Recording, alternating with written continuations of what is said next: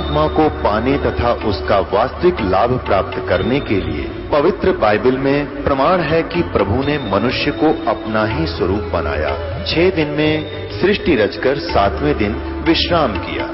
कुरान शरीफ में प्रमाण है कि हजरत मोहम्मद को खुदा स्वयं कह रहे हैं कि मैंने तुम्हें उस परमात्मा की महिमा बताने के लिए भेजा है। वो परमात्मा कबीर है जिसने 6 दिन में सृष्टि रची तथा 7वें दिन तख्त पर जा विराजा। उसकी खबर किसी बाखबर से पूछकर तो देखो। कृपया अवश्य सुनिए जगत गुरु तत्वदर्शी संत रामपाल जी महाराज के अमृत वचन। एक अंधा गधा खड़ा था रेल की पटरी पे और गाड़ी आ रही थी।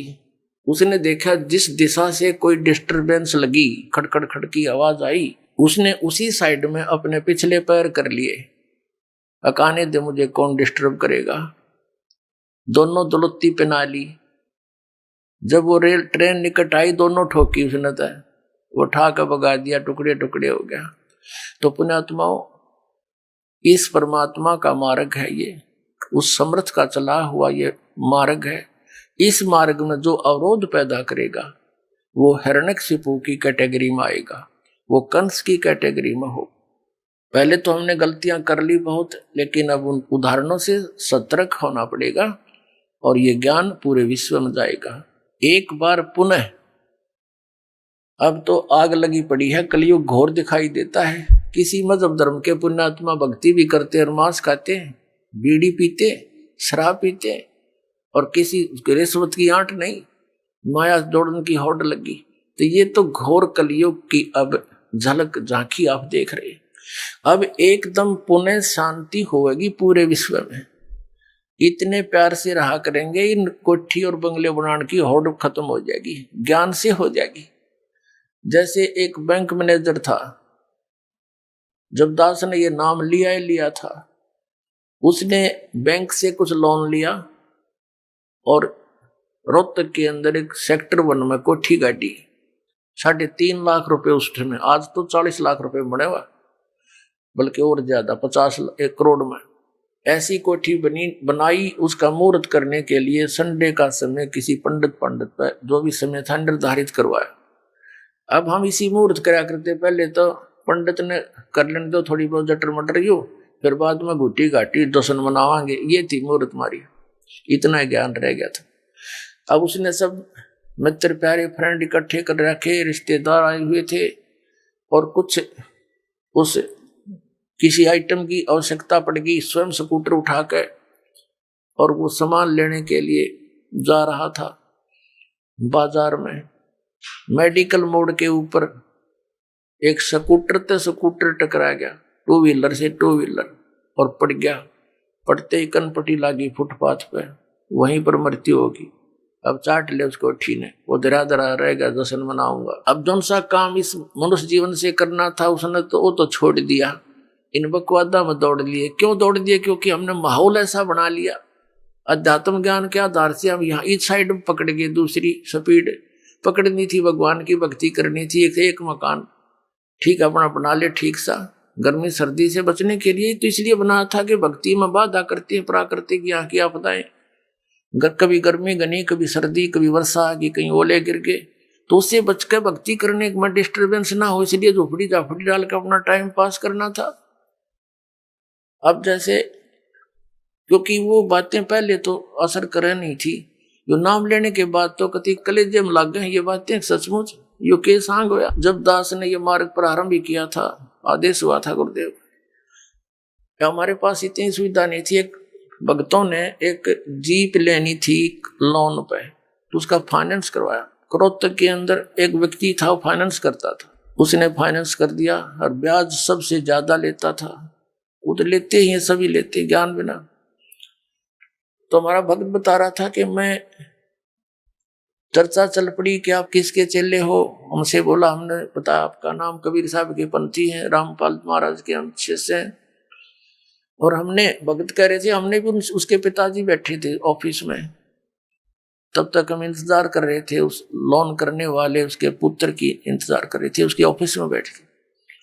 तो उसके पिताजी से कहा कि आप भी भक्ति करो, नाम ले लो हमारे गुरुजी से। तो उनका पिता कहता है मेरी तो मौज हो रही है, भगवान शंकर की पूजा करो, माता की पूजा करते हैं और गुरु हमने बना रखे हैं अपने, और भगवान विष्णु के हम पुजारी हैं, सब काम हम ठीक करते हैं, मूर्ति मार्ति ला रखी। और क्या कह रहा है कि मेरे जैसा सुखी आज कोई नहीं, इन भगवान कर रखे, इन देवताओं की तरफ संकेत करे, मूर्ति लग रही ऑफिस में। और क्या बताता है कि एक बेटा तो ये फाइनेंसर है, इसके खूब दया हो रही है, इनकम होती है, और एक बेटा जज लग गया है, बेटे का अभी विवाह हुआ है, उसकी पत्नी भी जज है। बताओ मैं किसका नाम ले लो, इन गुरुवान इन भगवानों को छोड़कर आप क्या बात करते हो। हमारे भक्तों का कहने का फर्ज था, बाकी बहस कौन करे इनके साथ, ये तो काल के वकील हैं सभी। अब 1 वर्ष के बाद समाचार पत्रों में क्या आया कि वही परिवार जिससे ये फाइनेंस कराते थे, दास को इन्होंने आकर बताया था कि ऐसे ऐसे हमने कही, लेकिन ये तो इस माया के पुजारी मानते नहीं। उसके पिताजी से कहा था, वो नो बोला तुम्हारे जैसा सुखी कोई नहीं, और हम किसकी पूजा करें। उन्होंने कोई धार्मिक अनुष्ठान करवाया था, समाचार पत्रों में सच्चाई थी, या जो दास बता रहा है, धार्मिक अनुष्ठान कराया था। धार्मिक अनुष्ठान के बाद जैसे फूल फाल चढ़ाते हैं, कोई हवन की राख रूख बच जाती है, उसको आदर के साथ जल प्रवाह करते हैं। अब वो समागम हो लिया, पहले दिन अनुष्ठान करवाया था, हवन उनके गुरुजी ने कराया था, और अगले दिन उस हवन की उस राख को, फूलों को उठा करके वो दोनों भाई, जज और वो फाइनेंसर, इधर दिल्ली रोड के ऊपर एक JLN है, जवाहरलाल नेहरू कैनाल, उसमें पानी बहुत चलता है, उसमें चले गए। ड्राइवर उनके साथ था, उन फूलों को जल प्रवाह करने के लिए। अब जो ही उन्होंने जल प्रवाह के लिए फूल फेंके, तो वो स्लोप ज्यादा है ऐसे उस दरिया, उस नहर का, कैनाल का, वो ऊपर पटरी पर गिर गए। अब उसने सोचा कि ले थोड़ा सा इनको नीचे सरका देता हूं। अच्छे एक भाई ने हाथ पकड़ लिया, एक नीचे को होकर सरकाने लगा। उसका काई लगी हुई थी, पानी कुछ डाउन हुआ था, पैर फिसल गया। वो दूसरा भाई भी साथ में, और वो भी तैरना कोई से ना नहीं, दोनों मर गए, डूब गए। वो जज भी मर गया और वो फाइनेंसर भी मर गया। पेपर में आई, ड्राइवर खड़ा खड़ा देख रहा, उसने फोन किया, इकट्ठे हुए। तीसरे दिन लाश मिली थी वहां शालावास पंप हाउस पर जाके। अपने आत्माओं देखो, परमात्मा हमें आगाह कराते हैं कि जब तक तुम्हारे पुण्य चलते हैं पूर्व जन्म के, आपकी पूर्व जन्म की बैटरी चार्ज है, तो आपको सब सुविधाएं प्राप्त रहेंगी, चाहे आप किसी की पूजा करो चाहे ना करो, यानी सत भक्ति ना करके अन्य चाहे पूजा करो चाहे ना करो। और आप ये सोचते रहते हो कि जो साधनाएं हम कर रहे हैं इससे हमें ये पुण्य हो रहा, लाभ हो रहा है। अब उन्हीं साधनाओं को करने से वो ये मान रहे थे हमारे सर्व सुख हुए हैं, और उस समय नाश हो गया उनके करते करते, तो खाक साधना थी वो। अब वो जो नया नया विवाह हुआ था और लड़की चली गई, जो उसकी पत्नी थी, उसने कहीं और मैरिज कर ली, अब हो गए जैसे के तैसे। तो पुण्यात्माओं, जो काम करना चाहिए था वो तो छेड़ा भी कोई ना, वो तो स्टार्ट भी नहीं किया। तो अब इस सत्संग से आपके अंदर प्रेरणा होगी, क्योंकि भगवान का आदेश है ये। आप उसके बच्चे हो या भरम रहे हो, भटक रहे हो, आपने जाना था सतलोक में धक्के खाओ, इनके इन स्वर्ग तक मुश्किल से पहुंचा जाता है, फिर वापस यहीं आ रहे हैं। अब परमात्मा बताया करते थे हमें, क्यों भूली घरे अपना, ये ना देश तुम्हारे, फिर पीछे पछतावगी, कर ले सोच विचार, बिन सतगुरु पावे नहीं, घर अपने की राह, संतों शरण लाग कर, सोरत शब्द समा, संख असंख्यों कोश है, तेरे पिया का देश एक पलक में पाइए, ले सतगुरु उपदेश। सोन सलैली गैल है गगन मंडल के माही, बिना प्रेम पावे नहीं, चाहे करोड़ समाधि ला।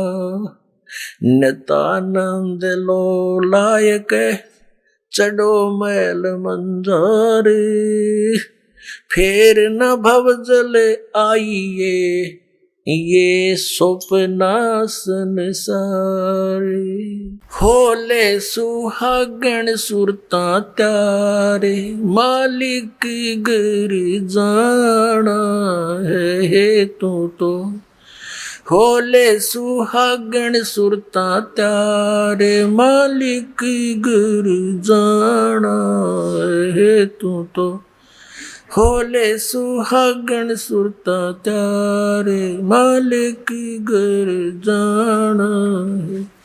तेरा सोन सखर बर तारे, मालिक घर जाना है। तेरा सोन सखर बर तारे, मालिक घर जाना है तू तो। होले सुहागण सुरता त्यारे, मालिक घर जाना है। नाले धोले ओढ़ पैर लेकर 16 श्रृंगार, नाले धोले ओढ़ पैर लेकर 16 श्रृंगार। आज नहीं तय तड़के परसों आवेंगे तेरे लड़ियार, मालिक घर जाना है तू तो।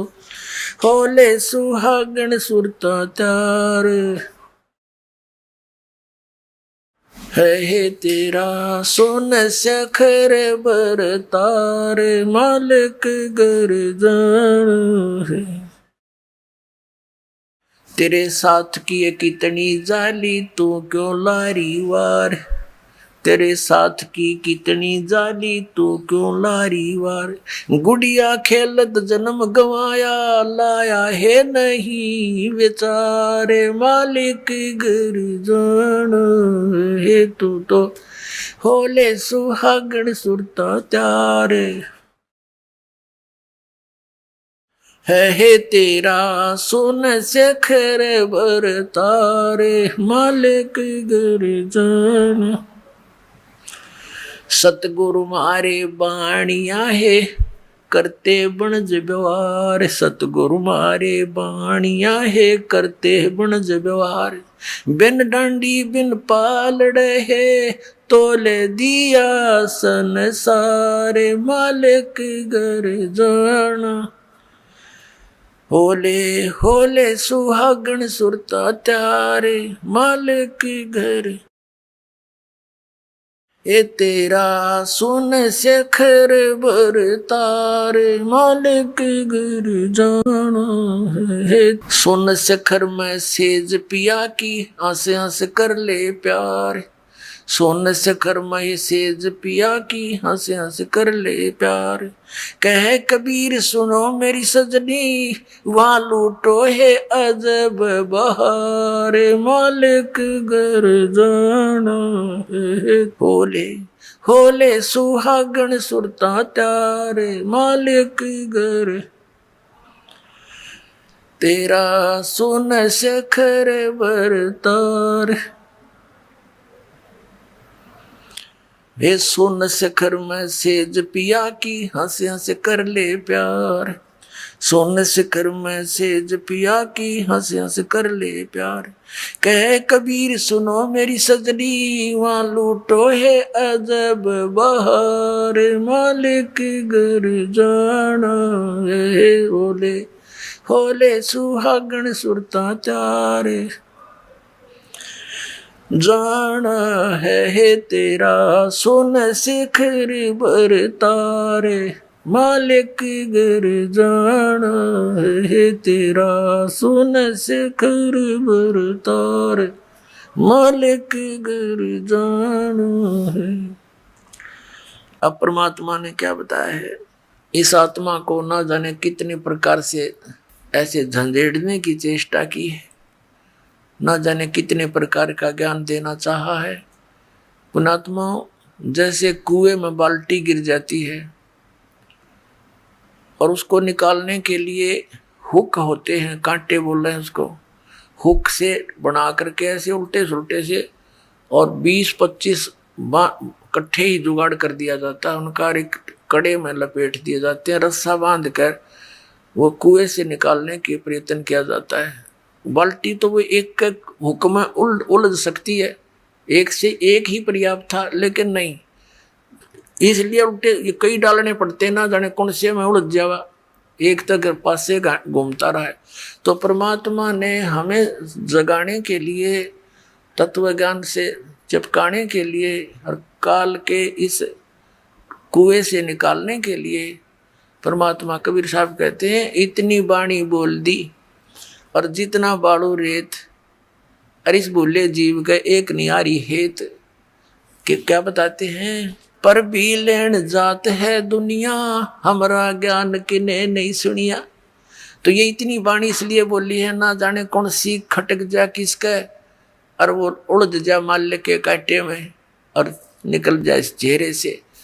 तो इस प्रकार परमात्मा बताना चाह रहे हैं, ये एक आत्मा सुरता को या आत्मा कहा है और इसको समझाने की चेष्टा की है कि होले सुहागन सुरता त्यार, तन माल्य के घर जाना है। हम सबका स्वामी, हम सबका धनी, हम सबका खसम, यानी एक ही है। मालिक कहो, पति कहो, स्वामी कहो या भगवान कहो, तो वो एक ही है। अब इस आत्मा को ये कह रहे हैं परमात्मा अपनी ही महिमा एक डबल रोल करके हम तक बता रहे। वैसे तो परमात्मा ने बहुत, कबीर परमेश्वर जी ने कई बार कहा कि आई एम गॉड, हम ही अलख अल्लाह हैं, कुतुब गौस और पीर, यानी हर तरह के, जैसे कोई साधु रूप में, पीर रूप में, पैगंबर यानी संदेश वाहक, तत्वदर्शी संत जगत गुरु बनकर मैं ही आता हूँ। और हम ही अलख अल्लाह हैं और कुतुब गौस और पीर, गरीबदास खालिक धनी, मेरा नाम कबीर। ए स्वामी सृष्टा में और सृष्टि मेरे तीर, दास गरीब अधर बसू में अवगत सत्य कबीर। मैं सतलोक में रहता हूँ ऊपर और वहां से चल कर आता हूँ आपके लिए, गोता मारूं स्वर्ग में जा बैठूं पाताल, कह कबीर ढूंढता फेरूं अपने हीरे मोती लाल। तो अब यदि भगवान बार बार कहते मैं भगवान हूं तो कोई नहीं सुनता उनकी बात ने, इसलिए उन्होंने अपने आप को एक दास बताया और हमारे लिए उदाहरण दिया कि यहाँ यदि किसी ने अभिमान किया वो भगवान प्राप्ति नहीं कर सका, ना कर सकेगा, इसलिए अपने आप को दास बोला और हमारे लिए उदाहरण दिया कि तुम भी बच्चों ऐसे ही रहना, यहाँ जीव का कोई अस्तित्व नहीं है। कहते मर्द गर्द में मिल गए वो रावण से रणधीर, कंस के सी चाणूर से वो हिरणा कुश बलबीर, तेरी क्या बुनियाद है तू जीव जन्म दर लेत, गरीबदास एक नाम बिना तेरा खाली रह जा खेत। तो कहते मर्द गर्द में मिल गए वो धरती तोले थे, बिरन मट्टी को प्राप्त हुए गधे की योनि भोग रहे हैं। तो यहाँ तो दास बनकर है, सबसे किसी को दुखी नहीं करे, मन कर्म वचन से भी किसी को पीड़ा देने की चेष्टा भूल कर नहीं करना, आपकी भक्तिहीनता हो जाएगी, भगवान आपसे नाराज हो जाएगा। तो धीरे धीरे हमने उतना शिष्ट बनना है जितना भगवान को हम पसंद हों। तो उसी के लिए यहाँ क्या बताया है, अब क्या बताते हैं परमात्मा, तेरा सुन शिखर में, सुन शिखर में, सुन माने सबसे वोकम प्लेस जहाँ और अन्य वस्तु ना हो, उस सुन के पार करके उसकी शिखर में, उसकी टॉप में, वहाँ तेरा पति रहता है, यानी तेरा मालिक है, वो सतपुरुष है।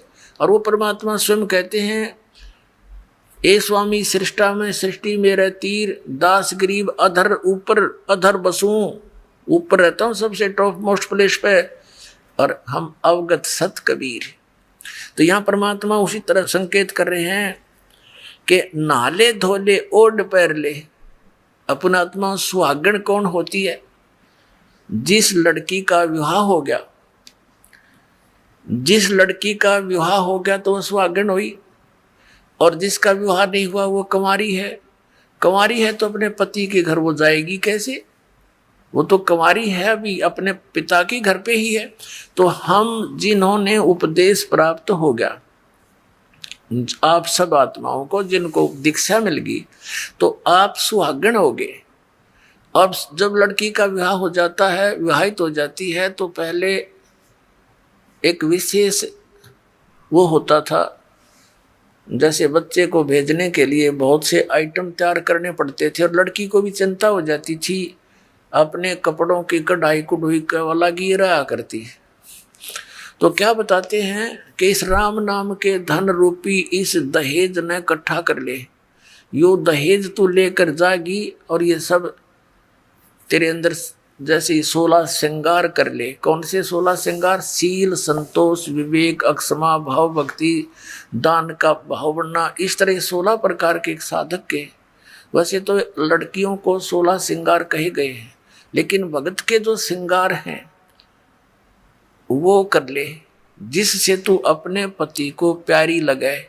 यानी मांस, शराब, तम्बाकू ना खाना, आन उपासना नहीं करनी, और ये शील, संतोष, विवेक, दया भाव, नम्रता, एक बहुत अच्छा मृदु भाषा, इस तरह के जो आपके श्रृंगार हैं भक्त के, यदि आप इन श्रृंगारों से युक्त हैं तो भगवान को अच्छी लगोगे।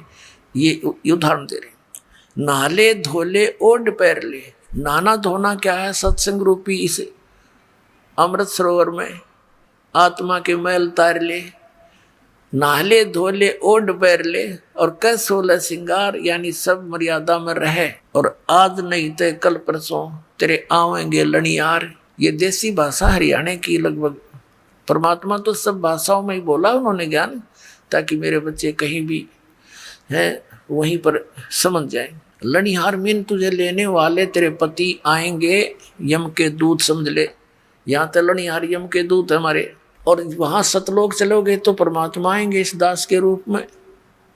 कहते हैं आज नहीं तो कल परसों, यानी एक दिन तो मृत्यु होनी ही है आपकी, यहाँ तो रहना ही नहीं किसी ने। तो चलने की तैयारी करनी पड़ेगी। जो सुहागन होगी, यानी जिन्होंने नाम ले लिया, गफलत नहीं करना। वो तो कभी भी आ सकते हैं लेने के लिए, अब तो हम प्राय हो गए हैं। तो इसके विषय में बताया है, तेरे साथ की कितनी जाली तू क्यों लारी वारे, गुड़िया खेलत जन्म गंवाया तन लाया नहीं बेचारे। अपनात्मा पहले हम छोटे छोटे थे, जब हमारी बहनें बुआएं उनकी ठीक दर दिया करते, ठीक निर्धारित समय कर देते थे ससुराल जाने का। तो उस ठीक से पहले वो क्या करती थी, अपना कपड़े करते थे 40 तीड़ अगलियाँ की, ये 20 तीड़ बारलियाँ की। तिल बिन सेट, वो कपड़ों के सेट को तीड़ बोला करते। घाघरा हुआ करता भरा सा, उसमें जुगल कुर्ता है, चुंदड़ी, वह तीड़ बोला करते कंप्लीट सेट को। तो वो टेलर आते थे वहाँ घर पे ही उन कपड़ों को सील जाते थे, तो टुकड़े बच जाते थे कपड़ों के। तो छोटी बहनें जो होती थी, छोटी छोटी बालक, वो क्या करती थी, उन कपड़ों को उठा के और ऐसे ही तय करके और बना लेती थी। ये 20 अगलियाँ की, 12 पिछलियाँ की हैं, और उनको एक गठड़ी बांध के छोटी सी पोटली में उसमें रख लेती, और रोज खेलने के समय निकाल लेती, एक एक न एक, या अगलियाँ की या पिछलियाँ। और कोई भाई या दूसरी बहन उसके उस चीथड़े ने, उस कातर, इतनी कतर ने, लीर ने कोई निकाल लेता, वह गिनती ना पाई 40 तय, तो रोवर पा पीटा, है इसने मेरी तीड़ निकाल ली, हाय मेरी तीड़ निकाल ली। अब वो रोए बुरी तरह, उन्हें पूछा क्या हो गया, कि मेरी तीड़ निकाल ली, इतनी थी, एक कम पाई, इसने का निकाली। वो फिर वापस दे दे तो वह राजी हो जाए। तो ये खेल थे। और जब वह बच्ची बड़ी हो जा, गुड़िया खेला करती, एक गुड्डा और एक गुड़िया बना लेती थी चीथड़ों के, फिर उनका ब्याह करती, और फिर उसका साथ वह गठड़ी सरपा धरकर का चाली तो ससुराल चाल, यानी इस तरह खेला करती थी। तो फिर जब वो लड़की बड़ी हो जाती है, सियानी हो जाती है, और फिर उसको वो ओरिजिनल तिल, यानी वो सेट ऑफ सूट, वो ओरिजिनल तिल मिलती, और ओरिजिनल पति दुल्हा मिलता तो फिर वो लड़की क्या उन गुड्डा गुडिया वाले खेल खेल सकती है? क्योंकि उसको ज्ञान हो गया ओरिजिनल वस्तु का, फिर वो उन जिथड़ों के साथ कभी नहीं खेल सकती। तो अभी तक हम जो भी इस संसारिक सुख को कलेक्शन करने में लाग रहे हैं, कार हो, कोठी हो, बड़ा है, पता नहीं पंखे हो, कूलर हो, फलाना हो, जैसा भी, और इसी खेल को खेलते खेलते हम मर जाते। और जब हम इस तत्व ज्ञान से परिचित होकर सियाणे हो जाएंगे, फिर हमने उस गुड़िया वाला खेल दिखाई देगा। जब वो लड़की बड़ी होती है, फिर अन्य बच्चे जब खेलते हैं उनको बालक दिखाई देते हैं। बालक से ये कोई तिल थोड़ी, तिल था अब मिली मुझे पति, तो अब मिला असली गुड्डा। तो पुण्यात्माओं, अब आप, इसलिए परमात्मा कह रहे हैं कि गुड़िया खेलत तन जन्म गंवा दिया, लाया नहीं बेचार। ये संसारिक सुविधाएं यहीं इकट्ठी करके मृत्यु हो जाती है और यहीं छोड़ जाते हो। कोठी बनाई और एक दिन भी ना रह पाया, मृत्यु होगी।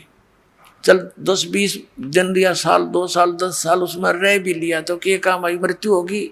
मृत्यु होती है सतभक्ति ना करने से। वो कुत्ता बन के उस गली में बैठता, उसको ठीक ही छाया में, और आते जाते मारे लठे हो गया, फिर वो काम सारा बिगड़ गया। अब क्या बताते हैं? सतगुरु मारे बानिया है, करते बनज व्यवहारे, बिन डांडी बिन पालड़े, यो तोल दिया संसारे। हमारे सतगुरु वो बिजनेसमैन है, बानिया मीन बिजनेसमैन, आत्मा का सौदा करते हैं और बगैर किसी डंडी यानी बगैर किसी तराजू के पूरे विश्व को तोल दिया, सबके ज्ञान को दिखा दिया इनका कितना ज्ञान है। बिन डंडी और बिन पालड़ा, ये तोल दिया संसार इस तत्व ज्ञान से, माप कदर दिया किसकी कितनी सतीथि है, किसकी कितनी वैल्यू और वजन है। सोन शिखर में सेज पिया की वो हंस हंस कर ले प्यारे, कह कबीर सुनो मेरी सजनी, लूटो वो अजब बहारे। कि जिस सुख को आप यहाँ खोज रहे हो, नमक की बोरी में मिष्ठान ढूंढ रहे हो, ये कभी नहीं हो सकता। ये भूल जाना, यहाँ के स्वर्ग में भी सुख नहीं है जिसको सुख कहते। ये झूठा सुख है, अस्थाई सटे है सबका, और वहाँ सथाई सटे होगा। अपनात्मा हमारे पवित्र सदग्रंथ क्या ज्ञान देते हैं, और परमात्मा ने वही ज्ञान बताया था। मन तू चल रे सुख के सागर, जहाँ शब्द से दूर रत्नागर। मन तू चल रे सुख के सागर, जहाँ शब्द सिंधु रत्नागर। अब सुख सागर परमात्मा कहते हैं, इस नमक की बोरी तो निकलो। और फिर तुमने देखो, परमात्मा ने करने नो दीदार महल में प्यारा एक शब्द है परमेश्वर कबीर जी का, उसमें सारा कुछ बताया है सतलोक का, और लास्ट में ये बता दिया ये उस सतलोक की नकल कर रखी है, ये डुप्लीकेट बना रखे इस काल ने अपनी माया के द्वारा। ब्रह्मलोक के अंदर एक नकली सतलोक, नकली अलखलोक, अगमलोक और अकैलोक, उसकी फोटोकॉपी कर रखी है, पर वो वस्तु वो नहीं है। तो ये बूरा की बोरी में और नमक की बोरी में कोई अंतर नहीं होता जब तक टेस्ट ना कर ले। टेस्ट करने से जानकारी होती, तो दोनों एक जैसी लगती है जब पास पास रख दे जाए। तो ऐसे ही इस काल का लोक तो नमक की बोरी है, और सतलोक वो सुख सागर, यानी पूरी उस बोरी में मीठा ही मीठा होता है। तो पुण्यात्माओं, परमात्मा कहते हैं कि चल तू चल रे सुख के सागर। पुण्यात्माओं, जैसे आज का प्रसंग चला था कि ये संसार, यहाँ का जो सुख है, यहाँ सुख नहीं है, और यहाँ सथाई कोई भी जीव नहीं है। आज यहाँ मनुष्य जीवन में चाहे कोई राजा बना है, 1 मिनट में मृत्यु हुई, फिर चलो स्वर्ग में थोड़ा बहुत समय बचा हुआ होता, फिर गधा बनो, फिर नरक चलो चलते। यहाँ सथाई सथा नहीं है। और यहाँ के भगवान भी यही कहते हैं, जैसे यहाँ का भगवान, यहाँ का ये काल प्रभु है, ब्रह्म है, सरपुरुष है। गीता जी अध्याय नंबर 4 के श्लोक नंबर 5 और 9 में, श्रीमद् भगवत गीता अध्याय नंबर 2 के श्लोक नंबर 12 में, गीता अध्याय नंबर 10 के श्लोक नंबर 2 में ये अपनी सतिथि बता रहा है। अर्जुन, मेरे और तेरे बहुत जन्म हो चुके। श्री कृष्ण जी में प्रवेश करके ये ब्रह्म बोल रहा है, सरपुरुष बोलता है और कह रहा है कि अर्जुन, तेरे और मेरे बहुत जन्म हो चुके हैं, तुझे पता नहीं, तुझे ज्ञान नहीं, मुझे जानकारी है। मेरे जन्म और कर्म अलौकिक है। फिर इसने अपनी साधना बताई है 8वें अध्याय के 13वें श्लोक में कि ओम इति एकाक्षरम ब्रह्म व्यवहारन मामनुस्मरण ये प्रयाति तजन देहम सयाति परमाम गतिम। मुझ ब्रह्म का केवल एक ओम मंत्र है, एक अक्षर ओम है, नथिंग एल्स। ये हरे राम राम राम हरे हरे, श्री कृष्ण कृष्ण हरे हरे, राधे श्याम सीताराम, राधे राधे श्याम राधे, ओम नमः शिवाय, ओम भगवते वासुदेव नमः। ये गायत्री मंत्र, ये मोक्ष मार्ग के मंत्र नहीं है, ये व्यर्थ है, यूजलेस है। गीता जी अध्याय नंबर 16 के श्लोक नंबर 23 और 24 में स्पष्ट किया कि जो शास्त्र विधि को त्याग कर मनमाना आचरण करते हैं, मनमानी पूजाएं जाप करते हैं, उनको न तो सुख होगा, ना कोई गति होगी, ना उनको सिद्धि प्राप्त होगी, अर्थात यूजलेस। इसलिए 16वें अध्याय के फिर 24वें श्लोक में स्पष्ट किया गीता जी में, इससे तेरे लिए अर्जुन कर्तव्य और अकर्तव्य की अवस्था में कौन सी साधना करनी चाहिए और कौन सी त्याग देनी चाहिए। सदग्रंथों को आधार मानना, किसी के लोक वेद पर आधारित मत होना। तो श्रीमद् भगवत गीता हमारा आधार है भक्ति का, पवित्र वेद हमारा आधार है भक्ति का, साधना का। लेकिन पुराण हमारे सहयोगी हैं अध्यात्म ज्ञान को समझने के लिए। और जो पुराणों के अंदर वेदों और गीता वाला भक्ति विधि है वो तो वेदों और गीता का ही है, वो तो हम उन्हीं से ग्रहण करेंगे। बाकी अन्य उसके अंदर उस ऋषि वक्ता, पुराण के वक्ता का अपने घर का ज्ञान है जो वेदों और गीता से नहीं मिलता, वो हमने स्वीकार नहीं करना। अब गीता ज्ञानदाता कहता मेरा एक ओम अक्षर है, नथिंग एल्स, और कोई जाप ही नहीं है। इसके अतिरिक्त कोई मंत्र जाप करता वो अपने डले ढो रहा है, वो कंकर पत्थर इकट्ठे कर रहा है, लाल नहीं है। ये ब्रह्म सत्र का है और इससे जो इसकी साधना करता हुआ अंत समय में शरीर छोड़कर जाता है तो परम गति को प्राप्त होता है। वो परम गति कौन सी है? ब्रह्मलोक से मिलने वाला स्थान ब्रह्मलोक। और गीता जी अध्याय नंबर 8 के श्लोक 16 में कहा कि ब्रह्मलोक पर्यंत वहां तक गए हुए सभी पुनरावृत्ति के अंदर है, उनका भी जन्म मृत्यु बना ही रहता है। ये खुद कहता है ब्रह्म। गीता श्री कृष्ण में प्रवेश करके गीता ज्ञानदाता बोल रहा है कि मेरा कोम अक्षर है और तेरे मेरे बहुत जन्म हो चुके अर्जुन, हम अविनाशी नहीं है। इसलिए 7वें अध्याय के 18वें श्लोक में गीता ज्ञानदाता अपनी गति को भी अनुतम बताता है। अनुतम यानी गति व्यर्थ, क्योंकि जन्म मृत्यु मिटे नहीं, और जब तक जन्म मृत्यु का रोग नहीं कटेगा तो सुख हो नहीं सकता, शांति नहीं हो सकती। शांति तो सतलोक में होगी जहाँ सुख ही सुख है, दूसरी वस्तु ही नहीं है। अब इसलिए उसने अपनी साधना को अनुतम बताया है। और ये नकली गुरु, ये आचार्य है, ये हमारे बाग में लिखे थे, इन्हें बैठा दिया। और ये क्या कहते हैं, इनसे कोई पूछता है कि अनुत्तम माने क्या होता है स्वामी जी, कि अनुत्तम जो घटिया और उत्तम, और उत्तम मिला अच्छा। और फिर जब उनसे पूछते हैं कि गीता जी अध्याय नंबर 7 के मंत्र 18 में गीता ज्ञानदाता अपनी गति को अनुत्तम क्यों कह रहा है? अरे तू समझा नहीं, अनुत्तम माने जिससे उत्तम और ना हो। अरे फुटे वाग धरे, अब ज्ञानी न था नहीं, इन्हें सट्टे मारेंगे फिर ये। अब जैसे एक उत्तीर्ण है, उत्तीर्ण माने सफल, अनुत्तीर्ण माने फेल। अब किसी बच्चे के पीछे लिख दिया रिजल्ट में अनुत्तीर्ण, और वो नौका है घर जाके कि ना अनुत्तीर्ण का अर्थ होता सब तो पास है, जिसका बराबर कोई पास है ना हो, तो बकाले बेसिक, लेकिन वहाँ लिखा ना पावा तुम्हारा अगली क्लास में। तो ये नकली गुरु न्यू बतावें। और कुछ नौके हैं कि भाई अनुत्तम माने जिससे श्रेष्ठ कोई ना हो। अरे भले पुरुषों, यदि गीता ज्ञान दाता कहते समाज के अंदर ऐसा होता, समाज के अंदर ऐसे होता, अरे सीधा ज्ञान इसमें समाज के आ गया। गीता ज्ञानदाता कहता है कि मैं मेरा एक ओम नाम है और मेरी साधना करने वाला ब्रह्मलोक में जाता है। गीता जी में स्पष्ट 8वें अध्याय के 16वें श्लोक में ब्रह्मलोक पर्यंत भी गए हुए वापस आते हैं, जन्म मृत्यु होती है। इसलिए 7वें अध्याय के 18वें श्लोक में गीता जी में कहा कि यह मेरी गति भी अनुत्तम है, ये घटिया है, व्यर्थ है, क्योंकि ये पुण्यात्मा जो नेक आत्मा ज्ञानी आत्मा है तो अच्छी परमात्मा प्राप्ति के लिए यत्नशील है, लेकिन ये मेरे वाली अनुत्तम घटिया गति में ही सचित है। इसलिए तो उसने कहा कि 15वें अध्याय के 1 से लेकर 4 तक और 16 में श्लोकों में और 18वें अध्याय के 62वें श्लोक में और 18वें अध्याय के 66वें श्लोक में गीता ज्ञानदाता ने स्पष्ट कर दिया है कि संसार रूपी उल्टा लटका हुआ वृक्ष है। ऊपर को जड़ तो पूर्ण परमात्मा समझो, नीचे को तीनों गुण रजगुण ब्रह्मा सतगुण विष्णु रूपी शाखा है। जो संत इन सभी विभागों को बता देगा वो तत्वदर्शी संत है।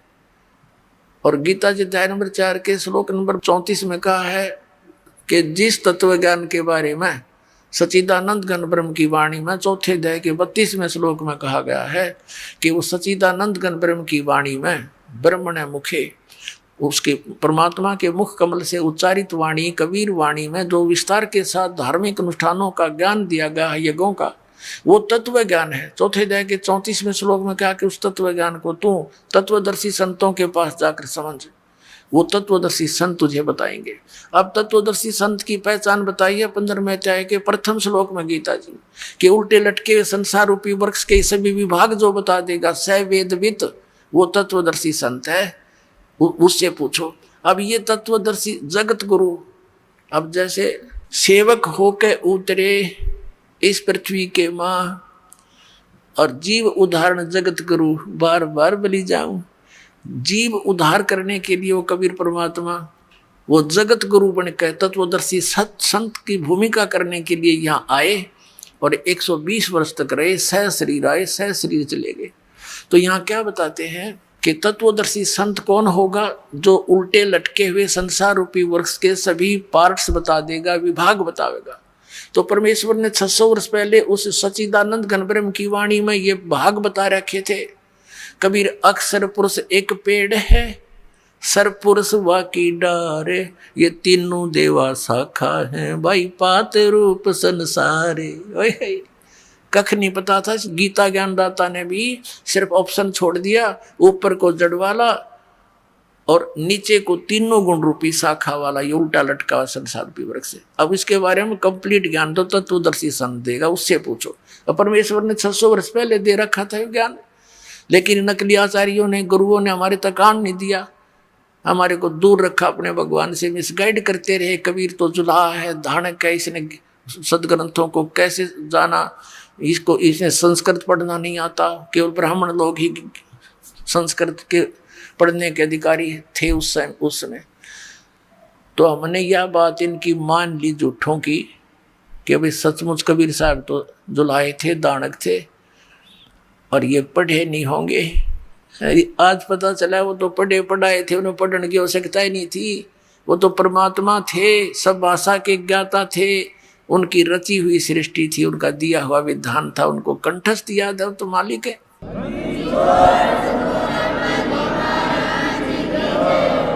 अब उल्टा लटका हुआ संसार रूपी वृक्ष की परमात्मा ने बता दिया। अक्षर पुरुष एक पेड़ है, निरंजन यानी सरपुरुष या की डार और तीनों देवा शाखा है, ये पात रूप संसार। एक बार झलक देख लो इसकी। श्रीमद् भगवत गीता अध्याय नंबर 15 के श्लोक नंबर 1 से लेकर 4 और 16 और 17 का ये निष्कर्ष है, ये परमात्मा का दिया हुआ ज्ञान है।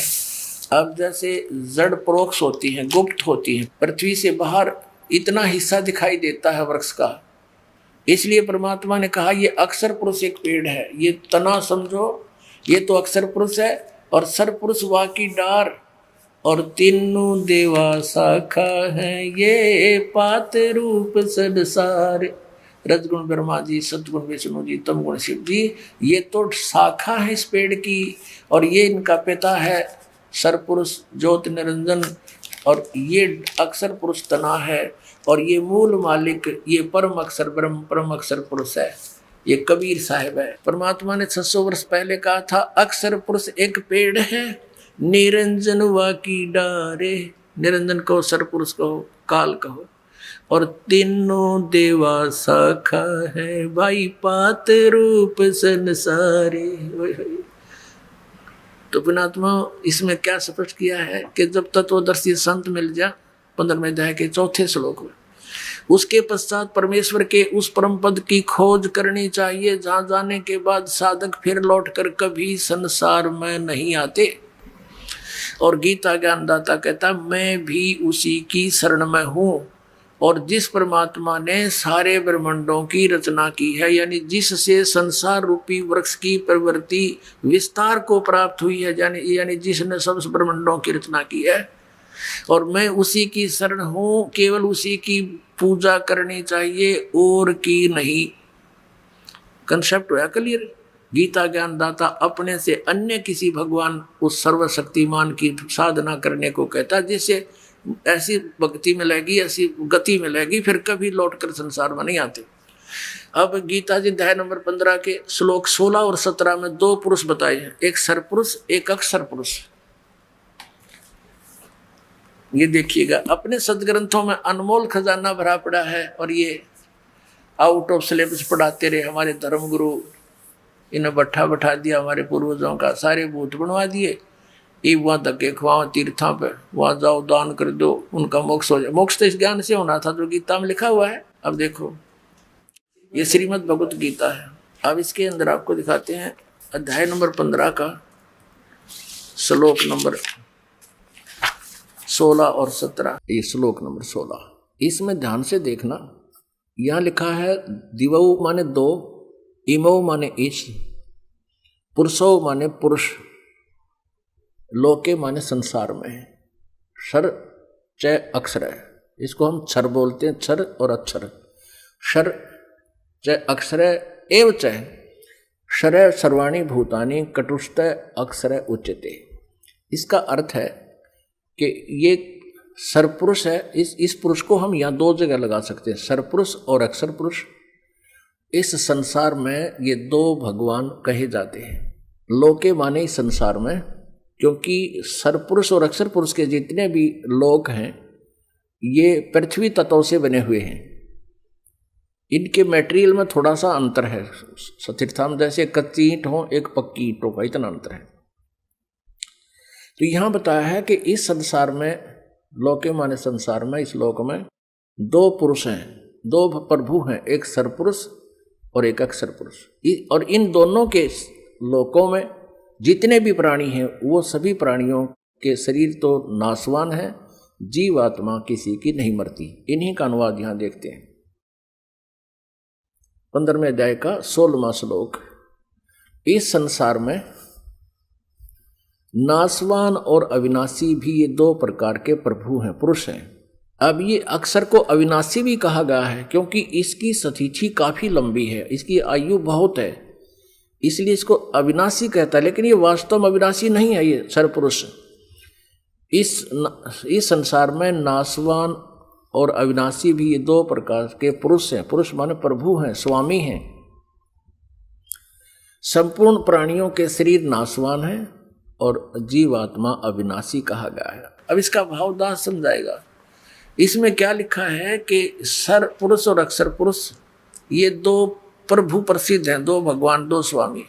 अब सर पुरुष का अर्थ तो सीधा ही नाशवान है, सर माने नाशवान। अक्षर इसको क्यों कहा, और फिर 15वें अध्याय के अगले 17वें श्लोक में इसको भी रिजेक्ट किया है, अक्षर होते हुए भी, अक्षर उच्चारण करके भी इसको रिजेक्ट कर दिया। ये निष्कर्ष निकाला जाएगा क्योंकि तत्व वेद है, तत्व ज्ञान से समझा जाएगा। अब क्या बताया है कि ये 2 प्रकार के पुरुष हैं। एक सरपुरुष है, ये 21 ब्रह्मांड का स्वामी है, ये काल है, ज्योति निरंजन है। और एक अक्षर पुरुष है, वो 7 संख ब्रह्मांड का मालिक है, वो अक्षर पुरुष है। उसकी आयु बहुत लंबी है, इसलिए उसको अक्षर कहने लगे। और जो परम अक्षर ब्रह्म है, जो पूर्ण परमात्मा, वो अन्य है, इन दोनों से भी अन्य है। और वो ओवरऑल कंट्रोलर है, सब ब्रह्मांडों का रचयिता है, सबका मालिक है। इस 21 ब्रह्मांड काल के 7 संख ब्रह्मांड इस अक्षर पुरुष के और अनंत ब्रह्मांड है, उन सब का वो कुल मालिक है, वो सबका दाता है, सबका स्वामी, वो परम अक्षर ब्रह्म है। अब देखना, इसमें कहा कि उत्तम पुरुष है तो अन्य, उत्तम पुरुष श्रेष्ठ परमात्मा तो इन दोनों से कोई और है। इस सर और अक्षर से जो 16वें श्लोक में कहा 15वें अध्याय के, उत्तम पुरुष है तो अन्य, पुरुषोत्तम तो कोई और है, अन्य परमात्मा इति उदाहरत है, जिसको परमात्मा कहा जाता है। परमात्मा परम माने श्रेष्ठ, अच्छी आत्मा कहा जाता है। और ये लोकत्रयम आविश्य विभर्ति अवैश्वर, उत्तम पुरुष तो अन्य ही है, ये स्पष्ट कर रहे हैं अपने अनुवाद में, जो तीनों लोकों में प्रवेश करके सबका धारण पोषण करता है, अविनाशी परमेश्वर परमात्मा, इस प्रकार कहा गया। अब ये संसार रूपी वृक्ष की जो जड़ है, ये है वो उत्तम पुरुष तो अन्य, और ये परम अक्षर ब्रह्म कहलाता है, इसको परम अक्षर पुरुष कहो, और ये वास्तव में अविनाशी है। श्रीमद् भगवत गीता अध्याय नंबर 7 के श्लोक नंबर 29 में 29 में गीता ज्ञानदाता कहता है, जिसने मेरे इस ज्ञान का आश्रय कर लिया कि तत्वदर्शी संत की खोज करो, वो बताओगा परमात्म तत्व के बारे में, उसकी सारी महिमा। तो जो उसके पश्चात जो भक्त श्रद्धालु जरा और मरण से छूटने का प्रयत्न करते हैं, इस संसार के किसी भी इस नकली सुख की डिमांड वो नहीं करते, तो वो तत्परम से और सारे अध्यात्म ज्ञान से और सभी कर्मों से परिचित हैं। देखिएगा फिर श्रीमद् भगवत गीता, गीता प्रेस गोरखपुर से प्रकाशित है। ये जयदयाल गोविंद का इसके अनुवादक है। अब देखिएगा 7वें अध्याय के 29वें श्लोक में श्रीमद् भगवत गीता अध्याय नंबर 7वां और नीचे आइए, ये 29वां श्लोक है। इसका यहाँ पर है ये संस्कृत मूल पाठ। जरा मरण मोक्षाय, जरा माने वर्दवस्था, मरण माने मृत्यु, मोक्षाय माने छुटकारे के लिए, माम आश्रित है, मेरे इस ज्ञान के आश्रित होकर के, यतंती ये जो प्रयत्न करते हैं, ते ब्रह्म तत्विदु वो उस तत्व ब्रह्म को जानते हैं, कृष्णम अध्यात्म यानी सारे अध्यात्म से परिचित है, अध्यात्म ज्ञान से, और कर्म से अखिलम और सब कर्मों से वो परिचित है। इसका अनुवाद यहाँ किया है मैंने। जो मेरे शरण होकर जरा माने वृद्धावस्था, मरण माने मृत्यु से छूटने के लिए यत्न करते हैं, वे पुरुष, वे भक्त तत्व ब्रह्म, ये तत्व ब्रह्म, उस ब्रह्म को और संपूर्ण अध्यात्म ज्ञान को और तथा संपूर्ण कर्मों को जानते हैं। अब पुणात्मा इसे स्पष्ट कर दिया कि जो व्यक्ति इस नकली सुख को भूल चुके हैं और जरा माने वृद्धावस्था के कष्ट को, पुणात्मा इस जीव के ऊपर वृद्धावस्था एक बहुत बड़ा अभिशाप है, इतना दुख इसके अंदर होता है। लेकिन जो परमात्मा कबीर जी की शरण में आ जाएगा, पुणात्मा घबराना नहीं, आपका वृद्धावस्था ऐसे कटेगा ना फूल की तरह।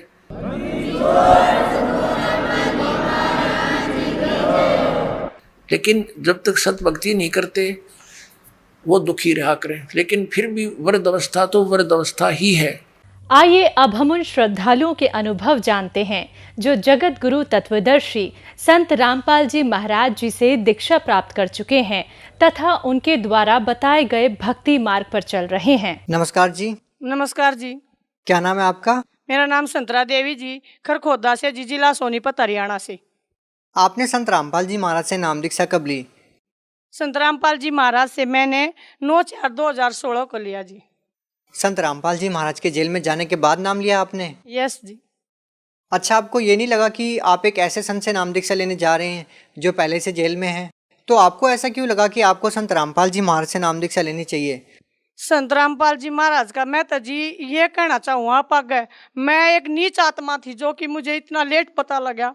मैंने तो जी मैं चेतानंद महाराज के गांव में पैदा हुई हूँ, जो बचपन से सत साहिब बोल रहे थे, लेकिन मैं यूँ सोच रही हूँ जी मैंने सत साहिब का नारा बचपन से बोल रही और मैंने परमात्मा इतने लेट क्यों मिले। संत रामपाल जी महाराज जी कबीर साहब के मतलब भेजे हुए कति परमात्मा है। संत रामपाल जी सा जो हमारी पृथ्वी पर आई सा कोई गुरु नहीं जी। नहीं, आप एक बात बताइए, आप ये बात अब इसलिए कह रहे हैं क्योंकि आप संत रामपाल जी महाराज के सत्संग सुन चुके हैं, उनसे जुड़ चुके हैं, लेकिन पहली बार जब आपको एहसास कैसे हुआ कि आपको लगा कि संत रामपाल जी महाराज से नाम दीक्षा लेनी चाहिए, जबकि वो उस समय जेल में थे? मैंने सत्संग सुना टीवी पे और भाई ने वो ज्ञान गंगा दी हुआ पढ़ी, उसमें जी सारी चीज लिख रहा कि सृष्टि रचना, ब्रह्मा विष्णु महेश के माँ बाप जी, जिन बातों का हमने ज्ञान भी नहीं था उनकी भक्ति में पागल होए लाग रहे थे। बृहस्पति के व्रती करना, शुक्र के व्रती करना जी, एक भी व्रती सा नहीं जो हमने छोड़ा हो। और जी व्रत नहीं, हम तो नवरात्रे जीत में ब्याह रखी उड़ा देवी का मंदिर है जी, वह मैंने सारी आन नवरात्रे के व्रते मेरे बालक नु का मम्मी कुल देवी है, मैं एक परिवार में अकेली जुड़ रही हूँ भाई साहब, और कोई नहीं जुड़ रहा। ऐसा काम हो रहा मेरे घर के बिना मानते। बहन जी, आप एक बात बताइए, क्या आप संत रामपाल जी महाराज से जुड़ने से पहले भी आप किसी संत से जुड़े हुए थे? जी मैं गुरमीत राम रही सिंह धन सतगुरु से जुड़ी हुई थी 14 साल जी, मेरी जिंदगी बरान होगी। मैं जी वहाँ पे है ना जो भी बोलते 2 से 5 के बीच में भक्ति करो जी, मैंने दिन रात भक्ति करी, जब भी टाइम लगता जी मैं भक्ति में लगी रहती। एक बार जिस जय भाई बिनू कहते परमार्थ इतना करना, 25 भाई मेंबर बने थे जी, वहाँ परमार्थ को तीनों मांगते थे जी, घर में का आदमी ले रहे इतने देने पड़ेंगे जी।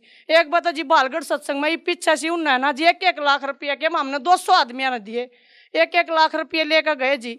मैं वहाँ गई जी, वहाँ पे क्या दे रखी जी, 13 वास का एक नाम धर लिया, वो बना रहे थे जी, वो मतलब फाड़ कर 13 ईट बांध रखी पेटी में। हमने सोची गुरु जी ने पता नहीं क्या दिया होगा, हम जी वे 13 ईट में धर कर ले आई। मेरे पहले नरी बीमारी थी जी, नजला था और बीमारी थी सर्वाइकल और होगी जी, 1.5-2 महीने जी सेठी डॉक्टर हमारे घर खोदे में उड़ा सकाई हुई जी, मेरी उल्टी बंद नहीं हुआ, सर में दर्द जी। पड़ोस में एक राठी डॉक्टर है जी, मतलब न्यू देखा करता, संतरा तीसरे दिन 2 टिक्के लवा है, मतलब बीमारी नहीं गणी जा जी। कति मैं तो पागल हो रही थी, मतलब नुआ नहीं था जी, बेड में तो उठ लूँ। लड़का भी जुयानी उम्र में ब्याह लिया, आड़े तो बहू जी कमास पड़ता है, वह भी नू देखा मेरी सासू तो रोज बीमार रहे, नू कहेगी ढोंगण है, पर जी मैं हो रही उस धन में बंडी रू और जी कुछ फायदा नहीं लगा, मन तो जीवड़ा है ना अपनी सारी जिंदगी नरक बना दी। देखिए, हमने एक बात नोट की है कि जब भी हम संत रामपाल जी महाराज के अनुयायियों का इंटरव्यू लेते हैं तो हमने ये बात देखी है कि जब भी वो किसी संत से जुड़े हुए होते हैं और जब संत रामपाल जी महाराज से नाम दीक्षा ले लेते हैं तो बाद में वो और संतों के बारे में ऐसी ऐसी बहुत सारी बातें बताते हैं कि हमको लाभ नहीं मिला, जबकि वो 10-10, 20-20 साल से वहाँ पर जुड़े हुए होते हैं। तो बाद में ऐसी क्या चीज़ें चेंज हो जाती है कि संत रामपाल जी महाराज जी की भक्ति में और उन दूसरी भक्ति में क्या ऐसा अलग मिलता है कि आप ये बातें बोलने पर मजबूर हो जाते हैं? मजबूर नहीं जी, दिन और रात का अंतर है। आप तो क्या बताऊं जी, यार तो दिन हवा तो रात थी, भक्ति करें जी, कुछ हमने फायदे नफे का पता नहीं था उस टाइम। अब फायदा क्या है, नुकसान हो जब बिनू सोचा जी हो गया हमारे कर्म है, और कुछ फायदा हो जब नू सोचा ही गुरु ने दे दिया। लेकिन गुरु के फायदे नफे का तो हमारे परमात्मा ने बताया, गुरु जी संत रामपाल ने बताया है। अगर बेटा फायदे के और नुकसान के ब्रह्मा विष्णु महेश गुण है, तुम पिछले कर्म कर रहे हो तत्वदर्शी संत जो रामपाल जी महाराज ये काटे हैं। और फायदे भाई मेरी 72 बीमारी थी मेरे शरीर में, आज एक नहीं भाई, सहज सहज करके 1-1 लोटा दी, गोड्या था 5 चल भी नहीं जाता। देखिए, आपने फ़ायदे की बात की और सबसे बड़ी बात यह है कि आपने गुरमीत राम रहीम सिंह जी से नाम दीक्षा ले रखी थी उस टाइम पर, जिस टाइम पर लाखों करोड़ों लोग उनसे जुड़े हुए थे, और आपने संत रामपाल जी महाराज से उस समय नाम दीक्षा ली जिस समय वो जेल में है। और अब इस स्थिति में संत रामपाल जी महाराज से नाम दीक्षा लेने के बाद आप फ़ायदे की बात कर रहे हैं और आपने बताया कि आपको बहुत सारी बीमारियां भी थी। तो हम आपसे ये जानना चाहेंगे कि आपको क्या क्या बीमारी थी और क्या क्या संत रामपाल जी महाराज से नाम दीक्षा लेने के बाद आपको लाभ मिले। एक तो जी एलर्जी थी, जो कि मतलब रोहतक में कुंडू डॉक्टर है, मतलब चंडीगढ़ असार जिन सारे तो मैंने जी एलर्जी की नजले की बीमारी बचपन से ही थी, कह रहे थे बर्फ खाने तो होगी, लेकिन जुआ मेरी कति शादी तय थी, वह जी मेरी कितना नहीं जावत थी। संत रामपाल जी महाराज मलिक साहब बोले, मेरे हस्बैंड नाम नहीं ले रहे भाई साहब बीबी, वे बोले है ना तो नहीं भी टिक्का लगवाना पड़ेगा के संत रामपाल जी महाराज के गुण गाओ। मैं बोली जा मैं टिक्का नहीं लगवाती, मेरे गुरु जी है ना मेरा ठीक करेंगे। उसी दिन तक मैंने मेरे हस्बैंड ने बूझ सको मेरा कोई नजला नहीं होया। दूसरी बीमारी में है ना यहाँ तक गड़िया करती, मतलब 3-4 साल हो गए सारे गांड ली थी, मतलब यहाँ का तक कीड़े चालन हो जाया करते, लेकिन परमात्मा ने इसी बीमारी काट दी मेरी। यो तो एक कोड था मेरा जो कोड काट दिया। फिर तीसरे दिन मेरा शरीर में भीतर तक कुछ जहर सा बनकर उल्टी लग गया करती। मेरे पड़ोस में राठी डॉक्टर जी वे भगत हैं, वह बहुत बढ़िया, उन्होंने मेरे तक बतावे न्यू से क्या करते संतरा तीसरे दिन टिक्के लवाना कर, टिक्के लवा छक ली थी जी, लेकिन वह भी बीमारी बाज गई जी। पैरा तो जी मैं चाल नहीं सकू थी। एक भाई ने बोला बेबे थोड़ी काकरा बचा लिया अगर कितनी नस खुल जाएंगी, लेकिन मन ने तो जी काकरा चालने की जरूरत ना पड़ी। मेरे परमात्मा ने घरा सोती सोती ठीक कर दी। और तो जी मैं क्या गणाऊं, मन तो नुए नहीं बेरा जी मेरी 72 बीमारी छूमंतर हो रही है। आज मैं सामने खड़ी हूँ, मेरे कोई बीमारी नहीं है। मनु छोटी मोटी तो परमात्मा ने कहा बेटा ये तो नुए रहा संत रामपाल जी महाराज कह दे हैं बेटा कहते तुम समण करना ना भूल जाओ जी। हम समण करा ना और तो परमात्मा मैं तो सिर्फ ये एक प्रार्थना कर रही हूँ, हे परमात्मा मैं कितनी आत्मा सो थी जो मेरे तो इतनी बारी मिले, मैं तो एक बार नू बार देखूँ मारे परमात्मा जेल तो बाहर आ जा। मैंने दूसरा नाम मिला सतनाम 8/8/2016 ने, मैं अपने तीसरे नाम की बात देखूँ मैंने वो मिला मैं पार हो जाऊँ, मैं इस संसार तक छक ली। देखिए आप हरियाणा से बिलोंग करते हैं, हम आपसे ये प्रश्न इसलिए पूछना चाहते हैं कि आपने संत रामपाल जी महाराज से जेल में जाने के बाद नाम दीक्षा ली, तो हम आपसे ये पूछना चाहते हैं कि हरियाणा के जो लोग हैं वो संत रामपाल जी महाराज के बारे में विशेष तौर पे क्या सोच रखते हैं और आप उन लोगों को क्या कहना चाहते हैं। वे जिनेरी घटिया सोच रखे हैं, मैं उन नन्यू को हूँ एक बात तुम देखते लो, कोई तो गलती हो मैंने अपने बच्चा तभी जी खुद न्यू कोई है भाई मैंने ऐसा क्या गलत कदम उठाया, परमात्मा तो मैंने मिले भी ना है। उनकी सोच इतनी घटिया है जी, भला एक न लिया गया अपनी भैंस आगे प्रसाद घेर दिया, भैंस बाज कर डेरे में चली गई। अरे भैंस तो चली गई वो मत कुछ ज्ञान भी ना था, तुम चले जाओ ना मैं तुमने रोज प्रसाद खवाऊं, तुम एक बार डेरे में चल लो ना।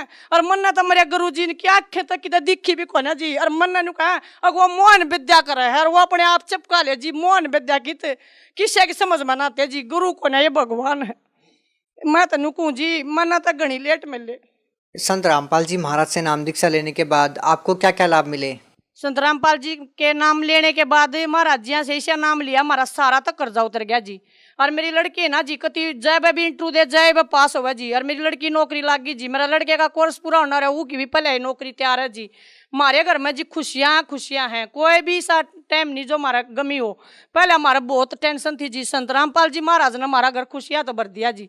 आप एक बात बताइए, आपने संत रामपाल जी महाराज को अभी तक देखा नहीं है क्योंकि आपने संत रामपाल जी महाराज से 2016 में नाम लिया है और 2014 से ही संत रामपाल जी महाराज जेल में है। उसके बावजूद आपकी इतनी आस्था है संत रामपाल जी महाराज में, तो क्या आप मानते हैं कि किसी संत के आशीर्वाद देने से या जेल में बैठे होने के बावजूद किसी को लाभ दे सकते हैं। बेटा वो सारे का है, जेल में बैठे बैठे भी वो हमने सारे लाभ देने लग रहे हो। क्या आशीर्वाद 24 घंटे हमारे साथ है, वह हमेशा हमारे सिर पर हाथ हो का हमारे सिर तो रहते वे कितना दूर नहीं जाते। समाज मत नुको हरियाणा वासियों समझ जाओ, सारे लाइन में लाग का आ जाओ जी, बहुत आने लग रहे हैं और आओगे मन जी हर एक चीज का सच्चाई का बेरा लग रहा है। पर जी मेरी कुण मन है, हम तो भगत नु कहा हमारे परमात्मा ने बाहर काटो, हमारे संत रामपाल ने देखो फिर हरियाणा टूट का नाम लेगा जी। एक भी आदमी घर नहीं रहेगा जी, सारे उड़ा नाम लेंगे क्योंकि सब चाव है काल के योग तो छूट गए। पर संत रामपाल जी महाराज ने बताया हम काल के लोक में, और किससे महाराज ने ना बेरा जी काल का लोक कौन सा है दूसरा लोक कौन सा है। सतलोक हमारे गुरु जी ने बताया सतलोक जाएंगे ना उड़ा हमारा घर है, वहां से हमारे हैं। इन तो जी एक की दो का नहीं बेरा, हमने सब ने चश्मे चढ़ रहे, सब भाइयों के चश्मे उतरने लग रहे हैं जी। और जिस दिन हमारे गुरु जी बाहर काट देंगे ये गवर्नमेंट, जिस दिन यह जांच करके उस दिन देखियो जी हरियाणा नहीं जी सारा देश जुड़ेगा। आप देख लो जी एक देश नहीं सारा संसार एक हो जाएगा। बहन जी देखिए, संत रामपाल जी महाराज तो जेल में है और आप कह रहे हैं कि आपने संत रामपाल जी महाराज से 2016 में नाम दीक्षा ली, तो फिर लोग संत रामपाल जी महाराज से कैसे जुड़ रहे हैं जबकि वो जेल में है। कहाँ पे नाम दीक्षा मिलती है। टीवी चैनल पर जिन्हें राय पर हमारे गुरु जी का सत्संग आओ जी संत रामपाल जी महाराज का, उसके नीचे एक पीली पट्टी चाल है जी, उसमें फोन नंबर है, उन तक फोन करके जी मैं अपनी बेटी दौरा बम्बे जा रही थी उड़ा भी नाम मिल रहा जी, जित पूछा जी डंग डंग पर नाम मिलने लग रहा जी। हमारे परमात्मा ने इसी दया कर रखी है जी, फोन करो और जीत कहो जी उड़ा नाम मिलने लग रहा है जी। संत रामपाल जी महाराज तो नाम लेने तो पहले हमने सारे पड़ोसी अपनी सुन रखी थी और देश पे जी का ना संत रामपाल जी महाराज तो नाम लेने के पीछे ले हैं।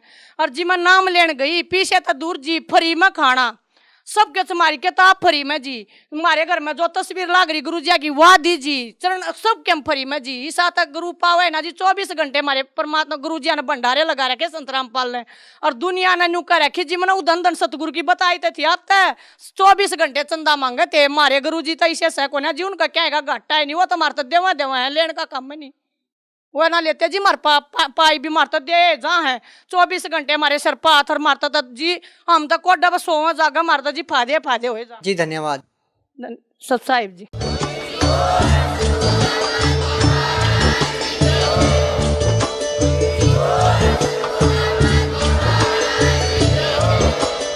आप सुन रहे